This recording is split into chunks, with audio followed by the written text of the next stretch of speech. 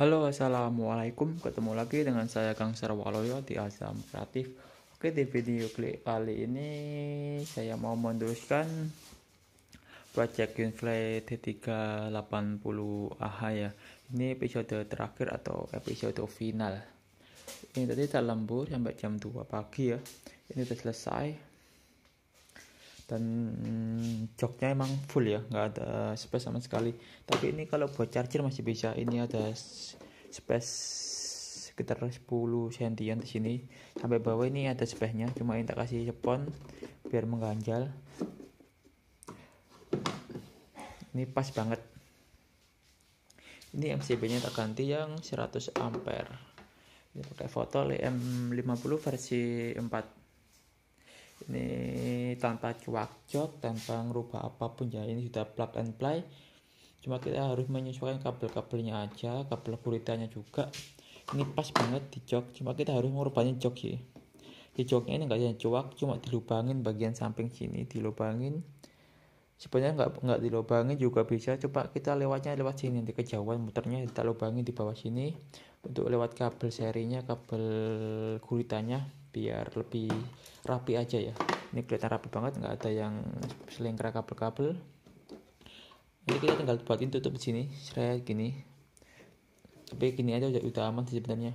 Ini kan bagian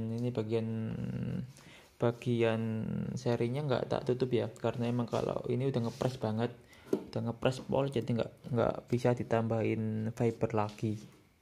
Jadi tinggal dibuatin tutup bagian atasnya aja, dipresin gini, pakai plat fiber ukuran berapa mili, mungkin setengah mili ya, karena kalau tebel-tebel itu udah mentok sama joknya. Ini sangat, bisa dikatakan ini nggak kelihatan kalau baterainya besar ya. Nah udah, ini PL-nya baru beli juga, itu voltmeternya juga baru, kemarin di grup ada yang jual. Nah lebih simpel ya. Nah, itu 91% pakai li Supnova yang anti air. Ini odometernya udah 2790 ya, padahal ini jarang banget dipakai. 1 bulan ini nganggur karena projectnya ini emang tak buat sampingan aja, nggak fokus memperbaiki baterainya karena ada pesanan baterai juga, tidak sambi aja. Oke, ini tampilannya, jadi ini nggak kelihatan kalau baterainya besar ya, jadi ini kayak standar bawaan, jadi kita nggak tahu. Oh ya, ini BLDC udah tak belikan kemarin ya, itu BLDC HS motor. Ini wattnya sama, cuma kata teman-teman ini bagus punyanya HS motor, cuma ini nggak tak pasang dulu, tak pasang nanti aja, mungkin bulan-bulan depan, nunggu banyak habis itu, sama tak belikan skok juga nantinya. Tapi ini project mungkin 2 bulan atau 3 bulan lagi, kita harus benar-benar pelan-pelan ya. Kita simpan dulu, kemarin aku beli karena dapat harga yang murah banget itu, tak beli aja. Oke, ini tampilannya seperti ini ya, jadi nggak ada yang dirubah sama sekali. Seperti yang kataku kemarin itu, cuma kita ngerubah kabel charger ini aja, diganti yang versi aftermarket yang kabelnya lebih besar, karena kita membutuhkan charger yang ampernya lebih besar. Dan ini bagian bawah ini nggak perlu tak kasih apa ya, penutup atau plat seperti aki gitu ya, jadi ini udah pas, bener-bener pas, jadi ini nggak perlu diganjel atasnya. Yang bagian atas kemarin kan itu udah mentok sama jok, dan bagian bawah itu tak kasih spons ukuran 5 mili. Sebenarnya nggak dikasih spons, dia itu udah nggak bisa gerak karena udah ada kunci sama depan sini sama belakang sini, sama depan sini. Jadi udah bener-bener insya Allah udah bener nggak gerak sih, cuma nggak tahu juga, besok dilihat test drive-nya aja karena malam ini benar-benar baru selesai.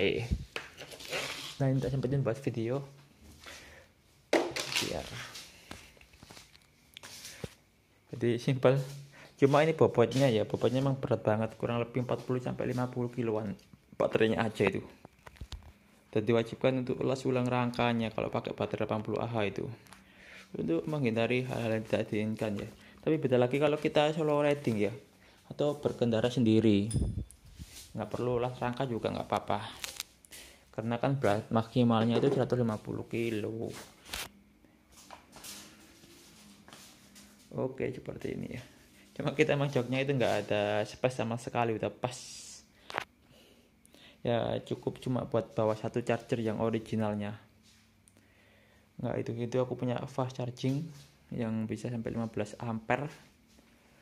Ini tak kasih tutupnya hias itu ya, jadi warna hitam. Bawahnya kan silver, ada hitamnya. Dan nanti rencana cekoknya kita ganti cekok sama yang ukurannya GL ya, 31 cm. Punya teman saya Mas Victor itu ngepas banget, pas, jadi nggak di sandaran tengah itu masih bisa. Kalau kita pakai ukuran 32 kan nggak bisa di sandar tengah ya, kita kepanjangan. Dan ukuran bannya itu mentoknya itu 120 per 70, ring 20, untuk yang depan itu 100 per 70. Jadi itu lebarnya 120, jadi lebar banget, besar banget, dan itu lebih aman untuk BLDC-nya. Jadi kalau ada jerotan itu nggak langsung ke velg bagian sampingnya. Kalau ini kan ngepes ya ini ya. Kalau ukuran 120 itu dia ngelebar banget, jadi genbot banget. Jadi dia itu lebih aman ke velgnya. Oh ya, untuk estimasi biayanya itu tergantung kita beli di harga berapaan. Cuma kita hitungannya harga pasarannya itu kurang lebih 250 sampai 350 per biji ya. Itu sellernya itu beda-beda penjualannya. Jadi kalian hitung sendiri. Itu per kali, kalau butuh 60 volt kan kali 20 biji ya. 20 seri. Kalau 72 volt itu 24 seri kalau 24. Sebenarnya kalau muat tuh nanti dipakein sekalian 72 volt ya. Tapi ini udah nggak muat, udah ngepas banget. Ini paling muat, udah nggak muat sih.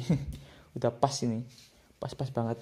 Muat cuma kita harus rubah posisi akinya. Jadi kita bongkar total blok akinya, kita rubah, itu baru bisa. Soalnya kalau kita main di 72 volt itu tarikannya lebih enteng banget. Dan katanya sih lebih irit sih, cuma aku belum coba, jadi kurang tahu. Cuma emang tarikannya beda banget. Kayak kita naik sepeda motor 48 volt terus kita naik ke 60 volt itu rasanya beda banget. Ini tak pakai 60 volt karena emang ngepas banget. Ngepas di duitnya juga ngepas di boxnya. Jadi estimasi harganya tinggal dikalikan aja sama BMS-nya. Untuk BMS-nya itu kita tinggal pilih ya, pakai yang merek apa, pakai yang berapa ampere. Kalau yang paling murah itu merek Cina itu tanpa merek itu kurang lebih 350 sampai 400 kalau nggak salah. Itu BMS-nya aja. Kalau merek Dali itu yang standar itu kalau nggak salah 450 sampai 650 tergantung ampernya ya. Ini saya pakai Jikong 80 ampere smart BMS 80 ampere itu harganya kalau di online shop itu kurang lebih 1,1 lebih lah, 150 sampai 1250-an. Karena Lepo 4 itu lebih enak pakai smart dan BMS ya. Jadi kita bisa benar-benar bisa pantau. Untuk tampilannya nanti tak taruh di atas sini ya, tampilan smart BMS-nya Jikongnya. Jadi kita bisa benar pantau pas balancing, atau kita memakai daya berapa ampere gitu, kita bisa live di situ, bisa live notifikasi di HP ya. Itu bisa pakai HP. Kita juga bisa setting karena ini juga programmable. Jadi kayak foto gitu ya BMS-nya itu, jadi lebih lebih enak lah untuk kita ngatur-ngatur, kita mengawasi juga lebih enak. Cuma harganya 2-3 kali lipat, bahkan sampai 5 kali lipat dari 4 kali lipat dari harga BMS yang paling murah ya 350. Jadi nanti tinggal dihitung aja harga baterainya berapa, BMS-nya berapa, itu tanpa biaya rakit ya. Jadi tenaga kalian itu nggak dihitung karena kan kalian ngerakit sendiri. Beda lagi kalau kita ngerakit nyuruh orang, biayanya itu cukup lumayan untuk rakitan level 4 itu ya. Level 4 itu rakitnya itu gampang susah ya. Beda sama lithium tuh bisa dikatakan cukup mudah daripada level 4 karena tegangan level 4 itu gimana ya, sini aku nggak bisa jelasin banyak, soalnya aku juga masih belajar untuk perakitan level 4. Intinya kalau kita rakit level 4 itu paling penting adalah top balance-nya. Jadi tegangannya level 4 itu mainnya itu di 3,3 volt sampai 3,4 volt ya, standby-nya itu ya. Bahkan sampai 3,5 volt lah tergantung shellnya, tergantung kondisi shell tersebut. Ya meskipun itu kondisi 80% kapasitas, dia itu tegangannya tetap di situ. Jadi dia itu diagramnya itu lurus ya. Tapi nanti kalau mau habis itu langsung anjlok gitu, nggak kayak lithium. Lithium kan pelan-pelan menurun. Kalau level 4 itu dia lurus, cuma nanti bakalan langsung anjlok. Emang tegangannya itu lebih pendek daripada lithium. Makanya kita tuh harus benar-benar tough balance dulu sebelum melakukan perakitan. Itu soalnya resiko banget kalau level 4 itu. Kalau kita gagal atau salah tough balance itu intinya itu dia itu nggak maksimal hatinya nantinya. Jadi nggak apa ya, benar-benar nggak maksimal lah. Kalau lebih enaknya lagi kalian bisa beli di seller-seller yang udah melayani kondisi yang sudah tough balance atau tinggal rakit. Cuma itu harganya bakalan lebih mahal lagi karena emang sellernya itu lebih bagus dan emang udah dicek sama mereka. Contohnya sellernya itu langganan saya itu sih itu baterai lab ya. Itu langganan saya, itu shellnya itu bagus. Aku kalau ada perakitan selalu ambil di sana. Terus apa lagi ya, jadi untuk estimasi biaya tinggal kalian jumlah aja tanpa biaya perakitan ya. Tapi nanti kalau kita nyuruh orang lah beda lagi, tinggal ditambah lagi diskusi sama perakitnya gitu ya. Di sini saya juga melayani perakitan juga, dan ini juga bakalan tak jual lagi. Kalau ada yang minat juga nanti bisa komentar di bawah atau langsung WA di nomor di bawah. Soalnya kan ini hanya project ya. Kalau laku ya tak jual, nanti bikin lagi. Atau mau dirakitin baru juga bisa. Cuma di sini posisinya kita harus ada sepedanya di sini untuk pemasangannya. Jadi kalau mau pasang sendiri juga bisa, cuma agak ribet sih. Tapi kalau emang bisa sih. Soalnya ini semua sudah tak buat PNP dan setiap diagram kabelnya itu tak tulis sih. Jadi untuk pemula itu insya Allah bisa. Dan jigong itu enaknya itu kalau kita masang kabel share itu dia nggak rusak. Beda sama BMS lain. Kalau kita pakai BMS yang biasa itu kita salah masang kabel share itu langsung kebakar, langsung rusak. Kalau jigong enggak. Kalau jigong itu cuma dia itu nggak tampil di diagram online-nya, diagram bluetooth-nya, di HP-nya. Kalau kita masang kebalik. Jadi kalau kita masang di BMS yang biasa itu langsung kebakar, langsung rusak. Aku udah sering ngalamin kayak gitu. Jadi langsung ada asapnya. Kalau jigong itu enggak. Jadi kalau tadi aku masangnya juga kebalik tadi. Gara-gara aku belum tandain, tak potong aja semua, terus tak urut kebalik di nomornya. Jadi alhamdulillah nggak apa-apa. Cuma dia itu nggak nampil di diagram di online-nya. Gitu aja sih kalau jigong. Jadi lebih ya mahal, cuma ya ada fitur-fiturnya ya, proteksinya. Kalau Dali aku nggak tahu, kalau Dali belum pernah coba. Cuma aku dulu Dali itu perakitan pernah mati. Cuma itu masalahnya nggak tahu karena diagram kabelnya juga udah benar. Jadi situ aku mau posisinya nggak tahu gara-gara apa. Tapi kalau BMS Cina biasanya langsung kebakar. Langsung aku pernah sekali nggak sengaja kabel syarinya kesentuh voltase lainnya langsung rusak. Jadi nggak bisa dipakai, langsung dibuang. Apalagi ya, nanti kalau ada yang minat ya bisa tinggal komentar di bawah atau nanti langsung hubungi nomor di bawah. Untuk ID Tokopedia atau Shopee juga nanti tulis di deskripsi ya. Oh ya, ini suspensinya kalau pakai ini ya, dia langsung ambles.